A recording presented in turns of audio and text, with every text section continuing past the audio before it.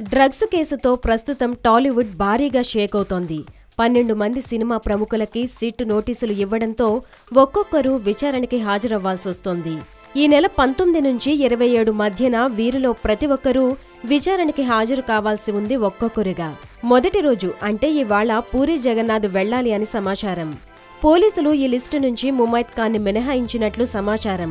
పోలీసులు చెప్పిన లిస్టు ప్రకారం 21న ముమైత్ ఖాన్ విచారణకు రావాలి. ఈమె ప్రస్తుతం బిగ్ బాస్ హౌస్ లో బిజీగా ఉంది. దీనికోసం ఆమె ముందుగానే పోలీసుల దగ్గర పర్మిషన్ తీసుకున్నట్లు సమాచారం. బిగ్ బాస్ గేమ్ రూల్స్ ప్రకారం ముమైత్ ఖాన్ 70 రోజుల పాటు బయట ప్రపంచాన్ని చూడటానికి వీలుండదు.